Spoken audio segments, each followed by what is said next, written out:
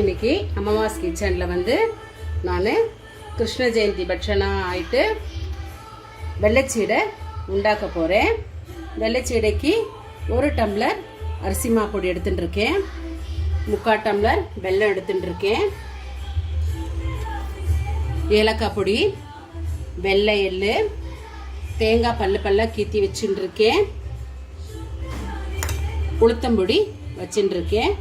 இப்போ முதல்ல என்ன செய்ய போறேன்னா, இந்த மாவு இருக்கு இல்லையா, இதை நம்ம வறுத்துக்கலாம்.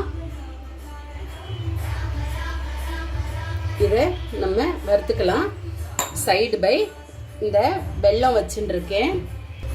வெல்லத்தை இதில் போட்டுட்டு கொஞ்சோண்டு வெள்ளத்தை விட்டு நம்ம இதை பாகு கிடையாது, வெறுமனே கரைச்சி எடுத்துக்கலாம். கொஞ்சமாக விட்டுக்கோங்க, ஒரு 1/4 டம்ளருக்கு விட்டுண்டா போகிறோம் வெல்லம். இப்போ நான் 1 டம்ளர் அரிசி பொடி எடுத்துட்டு இருக்கேன். அந்த 1 டம்ளர் அரிசி பொடிக்கு 3/4 டம்ளர் வெல்லம், இதுதான் இதோட மெஷர்மெண்ட். 1/4 டம்ளர் வெள்ளத்தை விட்டு நம்ம பாகு கிடையாது, வெல்லம் கரைஞ்சா போறோம். அது சைட் பை அதையும் நான் வச்சுட்டு இருக்கேன். அது நல்லா கரையட்டும். அதுக்குள்ள இதை நம்ம கோலம் போடுற பதத்துக்கு வறுத்து எடுத்துக்கலாம். இப்போ வறுத்தாயாச்சு. இது வந்து டான்ஸ் ஆடுற பதம்னு சொல்லுவா. இந்த மாதிரி நல்லா டான்ஸ் ஆடுற பதத்துக்கு நல்லா இலக்கி கொடுத்தா அங்கேயும் அங்கேயும் ஓடணும் மாவு. முதல்ல அப்படி ஓடாது, வறுத்த பின்ன போ. அதே மாதிரி கோலம் போடுறதுக்கு வரணும் மாவு, அதுதான் சரியான பதம். இதுக்கு எடுத்து பத்தில கோடு போட்டிருக்கேன். ஸோ இது முடிஞ்சுடுத்து. இதை எடுத்து நம்ம பவுலில் போட்டுக்கலாம். இந்த பாகு வெல்லம் வந்து கரையட்டும்.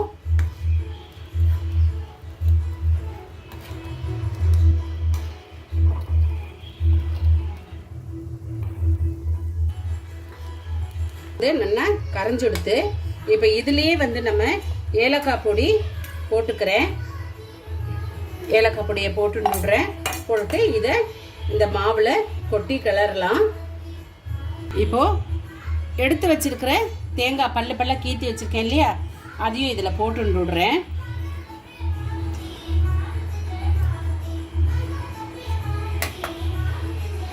இதுக்கு நான் ஒரு 1.5 சின்ன ஸ்பூனால 1.5 ஸ்பூன் மட்டும் நான் உளுத்தம்பொடியை போட்டுக்கிறேன். இப்போ இந்த உளுத்தம்பொடி வந்து எப்படி நான் இது பண்ணேன்னா, உளுத்தம்பருப்பை எடுத்து நல்லா சவக்க வறுத்துன்ட்டு அதை நல்லா பொடி பண்ணிட்டு ஜல்லடையில் போட்டு ஜலிச்சு எடுத்து வச்சிருக்கிற உளுத்தம்பொடி. இந்த உளுத்தம்பொடி நமக்கு உப்பு சீடைக்கும் தேவைப்படும், அதனால் நான் ஜலிச்சு எடுத்து வச்சுட்டுருக்கேன். அதுதான் இப்போது வெள்ளைச்சீடைக்கும் ஒரு 1.5 ஸ்பூன், சின்ன ஸ்பூன் தான், இந்த சின்ன ஸ்பூனால் 1.5 ஸ்பூன் போட்டிருக்கேன். இதில் வெள்ளை எள்ளு போடுறேன். இதில் உங்களுக்கு வெள்ளை எள்ளு வேணும்னா போட்டுக்கோங்க, வேண்டாட்டா வேண்டாம். ஸோ நான் வெள்ளை எள்ளு போட்டுருக்கேன். இது எல்லாமே சேர்த்து ஒரு வாட்டி கலக்கிடலாம் ஃபஸ்ட்டு.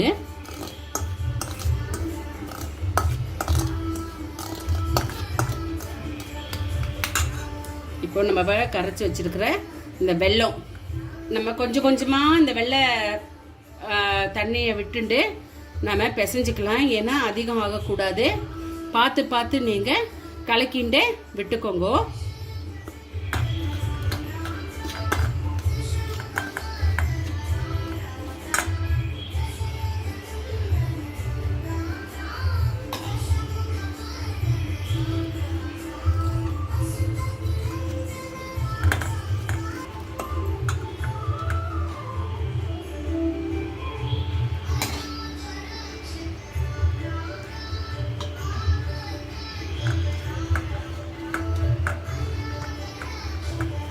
இப்போ இதுலயே ஒரு சொட்டு நெய்யும் விட்டுக்கலாம். நம்ம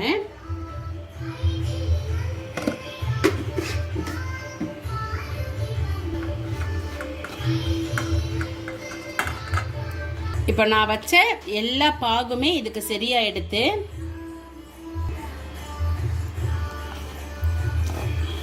1/4 டம்ளர் வெள்ளத்தை விட்டு நீங்கள் பண்ணினாவே உங்களுக்கு கரெக்டாக வரும்.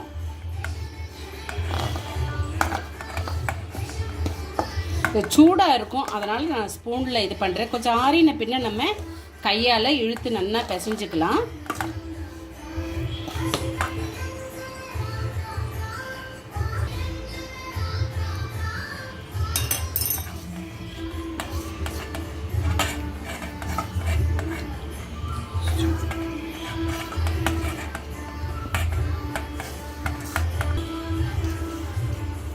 இதுக்கு உங்களுக்கு எக்ஸ்ட்ரா வெல்லம் வேணும்னு தோணித்துன்னா கொஞ்சம் தண்ணி தெளிச்சுக்கலாம்.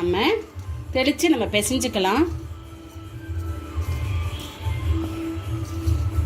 இப்போ நான் எடுத்து வச்ச அளவு வந்து அந்த வெல்லத்தோட கரைசல் வந்து இப்போ எனக்கு இதில் சரியாக இருந்தது. 1/4 டம்ளர் வெல்லம் விட்டுண்டு வெல்லத்தை கரைச்சேன் இல்லையா, அது எனக்கு கரெக்டாக இருந்தது. இதோ இந்த மாதிரி.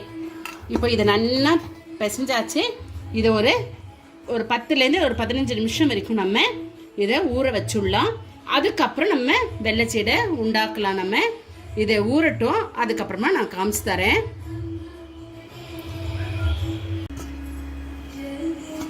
இப்போ இதை ஒரு 15 நிமிஷம் ஊற வச்சு எடுத்தாச்சு. இதை இந்த மாதிரி இந்த சைஸில் அவளுக்கு ஏற்ற மாதிரி சைஸில் போட்டுக்கோங்க. ஏன்னா கொஞ்சம் பெருசும் ஆகும். நான் இந்த சைஸில் போட போகிறேன். இது எல்லாம் உருண்டை பண்ணிட்டு நான் உங்ககிட்ட காமிக்கிறேன்.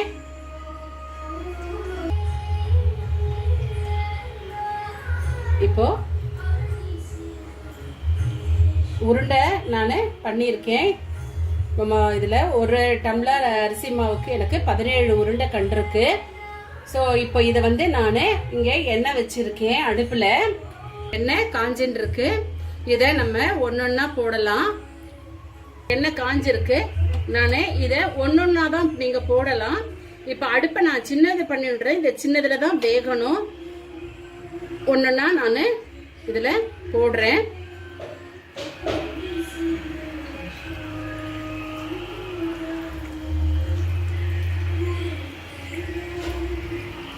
ஏன்னா அடுப்பு சின்னதுலேயே தான் இந்த இது வேகணும். ஏன் அப்படின்னாக்கா நமக்கு ஹை இதில் வச்சோன்னா மேலே வந்து கரிஞ்சிடும், உள் வேகாது. இப்போ நம்ம ஸ்லிம்லேயே வச்சு வேக வச்சோன்னா உள்ளும் வேகும். நமக்கு நல்ல ஒரு கலரில், கோல்டன் கலரில் நம்ம எடுக்கவும் முடியும். அதுக்கு தான் நம்ம அடுப்பை வந்து ஸ்லிம்மில் பண்ணிவிடலாம். எண்ணெயில் போடும்போது பார்த்து போடணும்.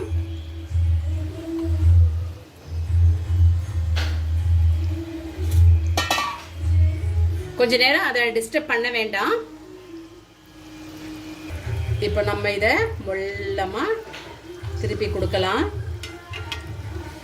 இப்போ உங்களுக்கு போட்ட உடனே இது ஆகிற மாதிரி அளந்து வர மாதிரி இருந்ததுனாக்கா, அதாவது இந்த பிரிஞ்சு வர மாதிரி இருந்ததுனாக்கா ஒன்றுமே பயப்பட வேண்டாம். கொஞ்சம் கோதுமை எடுத்து அதோட சேர்ந்து பிசைஞ்சு நீங்கள் வந்து போட்டுக்கலாம்.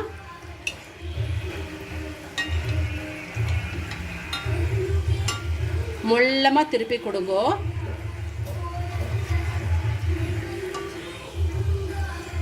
ஸ்லிம்லேயே தான் இது வேகணும். திரும்பியும் சொல்கிறேன், ஸ்லிம்லேயே தான் வேகணும். ஹை ஸ்பீடு வைக்காதீங்க.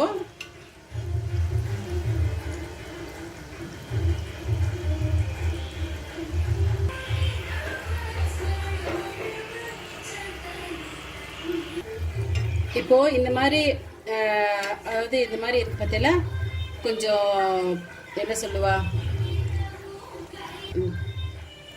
இந்த மாதிரி விரிசல் மாதிரி கொஞ்சம் கொஞ்சம் கண்டிருக்கு இல்லையா, அந்த மாதிரி இருக்கணும். நீங்கள் முழுன்னு பண்ணினீங்கன்னா உள்ளே அந்த எண்ணெயெல்லாம் போய் வேகாது. ஸோ நீங்கள் ஃபுல்லாகவே முழுன்னு பண்ண வேண்டாம். இந்த மாதிரி விரிசல் இருந்தால் எண்ணெய் வந்து உள்ளெல்லாம் போய் நல்லா வெந்து கிடைக்கும்.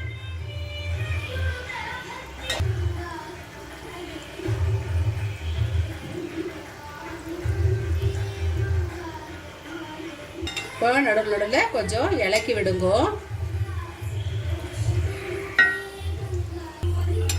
இப்போ நல்லா ப்ரௌன் கலர்ல வந்தாச்சு. நம்ம இதை எடுத்து விடலாம்.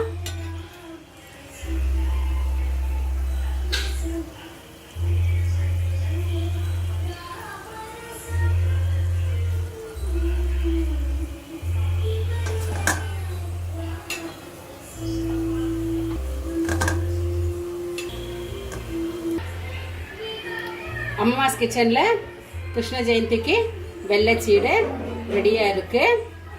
கிருஷ்ண ஜெயந்திக்கு இதே எல்லா ராத்திரியும் உண்டாக்குவோம். ஸோ இன்றைக்கி அம்மாஸ் கிச்சன்லேயும் வெள்ளைச்சீடை உண்டாக்கியிருக்கேன். புதுசாக பார்க்குறவா வந்து சப்ஸ்கிரைப் பண்ணுங்க, லைக் பண்ணுங்க, ஷேர் பண்ணுங்க, பெல் ஐக்கான் ப்ரெஸ் பண்ணுங்க, கமெண்ட்ஸ் கட்டாயமாக உண்டாக்கிட்டு கொடுங்க. அம்மாஸ் கிச்சனில் இன்றைக்கி வெள்ளைச்சீடை ரெடியாக இருக்குது.